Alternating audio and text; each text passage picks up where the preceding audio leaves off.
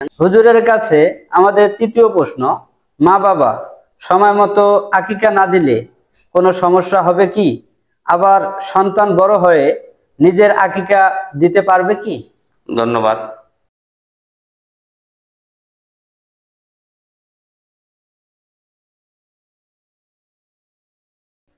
আসসালামু আলাইকুম ওয়া রাহমাতুল্লাহি ওয়া বারাকাতুহু। সুপ্রিয় দর্শক শ্রোতা, আপনারা যেখান থেকেই দেশ কিংবা প্রবাস আমাদের এই অনুষ্ঠান আহকামে বন্দেগী তথা ইসলামী প্রশ্নোত্তর পর্ব উপভোগ করছেন, সকলকে জানাই আন্তরিক মোবারকবাদ। আপনারা জেনে থাকবেন আমাদের এই ইউটিউব চ্যানেল থেকে আপনাদের অনেক অজানা তথ্য তথা ইসলামী প্রশ্নোত্তর পর্ব আয়োজন করা হয়েছে। আমরা নিয়মিত আপনাদের ধর্মীয় প্রশ্ন তথ্যবহুল উত্তর দেওয়ার চেষ্টা করব ইনশাআল্লাহ। উপস্থাপনায় আছি আমি মোহাম্মদ সাদিকুল ইসলাম রাসেল।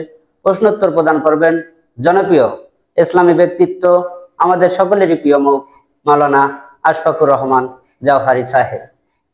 আজকের 17তম পর্বের আলোচ্য বিষয় আকিকা প্রসঙ্গে। দর্শক, আমরা অযথা সময় নষ্ট করব না, সরাসরি চলে যাচ্ছি হুজুরের কাছে। হুজুরের কাছে আমাদের প্রথম প্রশ্ন, হুজুর, আমাদের সমাজে একটা রীতি আছে, সন্তান জন্ম নিলে আকিকা দিতে হয়। আকিকা কি? আকিকা দেওয়া কি বাধ্যতামূলক? তা কত দিনে দিতে হবে?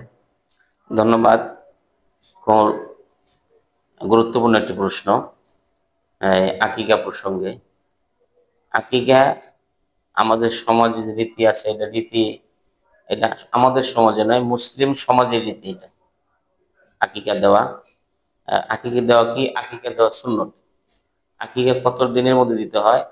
অবশ্যই আকিকা আল্লাহ রাসূল সাল্লাল্লাহু আলাইহি ওয়াসাল্লাম বলেছেন 7 দিনের দিন। বাচ্চা জন্মগ্রহণ করার 7 দিনের দিন নাম রাখবে, আকিকা করবে, মাথার চুল ফেলে দেবে, এটা সুন্নত। ধন্যবাদ। মাশাআল্লাহ, হুজুর খুব সুন্দরভাবে ব্যাখ্যা প্রদান করেছেন।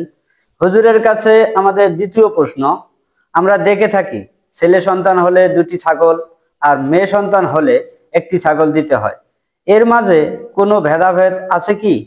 আবার শুধু ছাগলের কথাই আসে কেন, গরু বা অন্যান্য প্রাণী নয় কেন? ধন্যবাদ। দ্বিতীয় নম্বর প্রশ্ন, যে আসলে কি দিয়ে আকিকা করবে। আকিকা ওই সমস্ত পশু দিয়ে করা যায় যে সমস্ত পশু দ্বারা কুরবানি করা যায়। কুরবানি 6 ধরনের পশু দ্বারা করা যায়, যেমন গরু, মহিষ, উট, দুম্বা, ছাগল, ভেড়া। এই 6 ধরনের পশু দ্বারা কুরবানি করা যায়।